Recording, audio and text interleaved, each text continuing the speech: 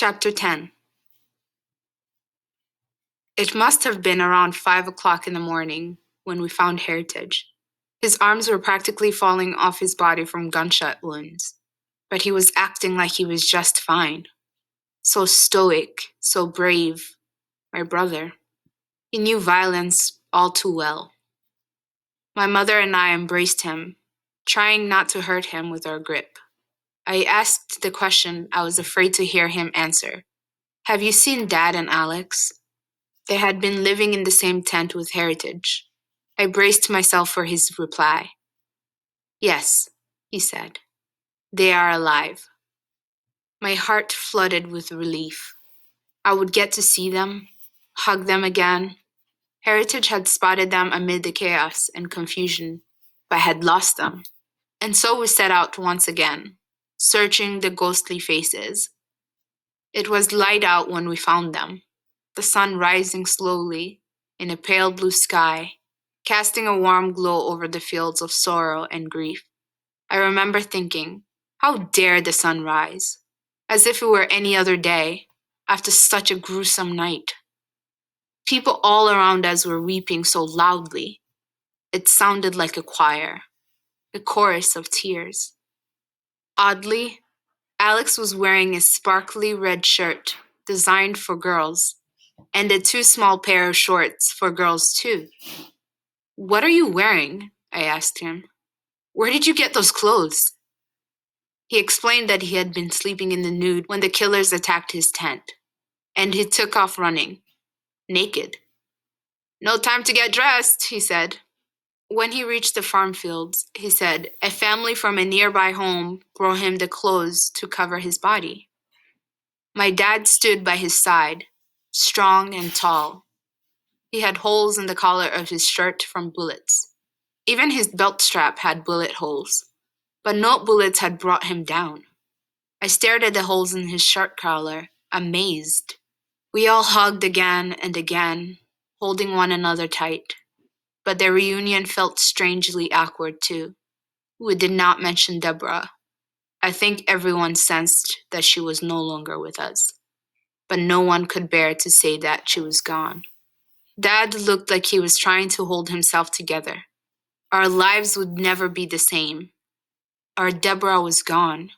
Our dreams would forever be haunted by her memory. But for now, we had each other. Alex was telling me a rush of stories. A bullet just missed my eye, he said.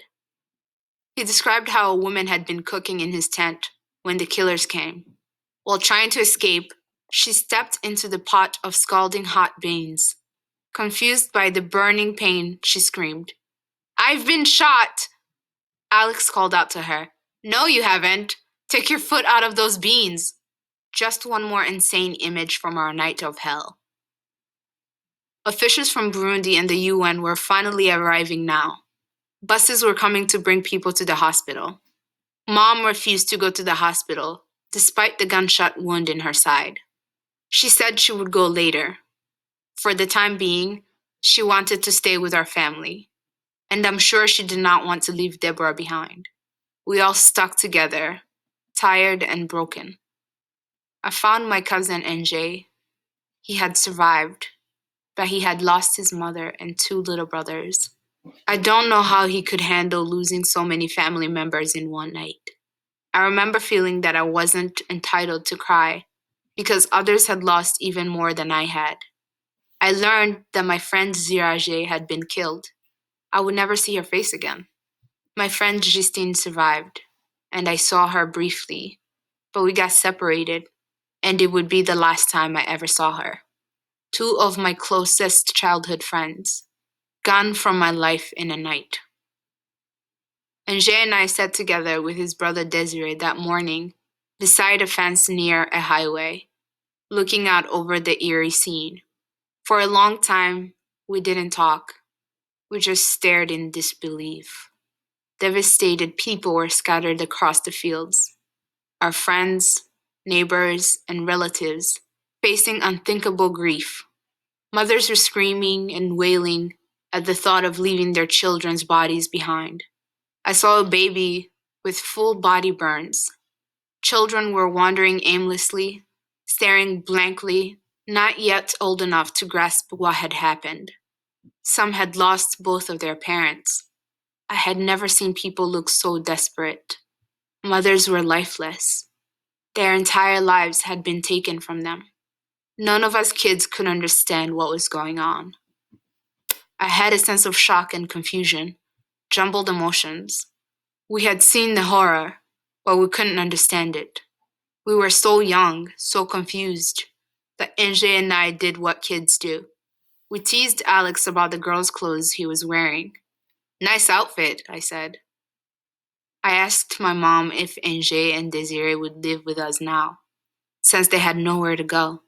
But my family had nowhere to live either. We all walked across the charred remains of the camp, wading through a sea of crumpled bodies and limbs. I could not comprehend that you could spend time with people one day and then pick up their body parts the next. We looked for the remains of Deborah, my cousins, and my aunt. We found Deborah near where our tent had been. That's her skull, Mom said. It was the most horrifying scene imaginable. Somehow my mom found the strength to cradle my little sister's burned skull in her arms. We saw the row of people who had been shot dead while running from the tent when the attack began. We found my cousin's body, which had not been burned. I didn't understand death yet. I knew that older people died, and I knew that people could get sick and die, but not kids. I had never thought about how children could die, especially such a violent death. I thought someone would come and say it was all a dream.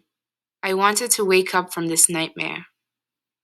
We saw officials stuffing people's limbs into long white plastic body bags, just picking up different people's limbs and throwing them into the bags. I stared. I didn't cry. It was too much to absorb. You're not supposed to see the limbs of your friends and relatives crammed into plastic bags, all tangled up together because no one knows who the limbs belong to. At the time, we didn't know who had come to kill us. We learned later that a brutal militia group from Burundi had carried out the attack. Force Nationale de Libération, led by a man named Agathon Grassa. The group claimed responsibility through a spokesman, Pasteur Habimana. Members of other militia groups were reportedly involved in the attack as well, including one called Interahamwe. Of the some 800 refugees in the camp, 166 were reportedly killed and 116 injured. The killers were not brought to justice. But all we knew on that morning was that we had nowhere to go. We had no home. We had nothing, not even the suitcases we had brought with us to the refugee camp. We didn't even have our family photos. Mom's albums had gone up in flames with everything else in the tent. It had been more than 30 hours since I had slept. I don't recall the rest of the day or the night. Everything became a blur. I remember seeing the body bags. I remember thinking, how will we stay alive? And I remember a feeling of disbelief that Deborah had been taken from me. When you lose someone, you're supposed to have time to say goodbye, time to cry, time to mourn. We never got to bury Deborah. I never saw her grave. I didn't even get to see her face after she died. If only I had known that I would never see her again, I would have spent the years learning every curve in her face, studying those long eyelashes, memorizing the way her lips curled into a funny little twist when she was happy. I would have paid more attention.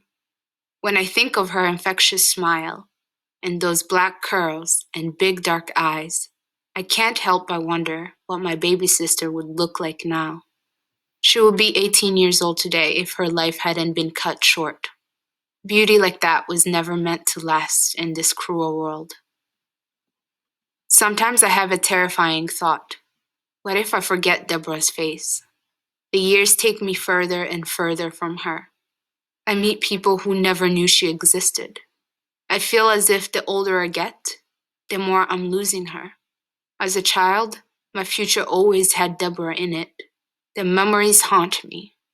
One second, I'm there beside her, falling asleep, and the next, I'm watching her die. I never got to say goodbye.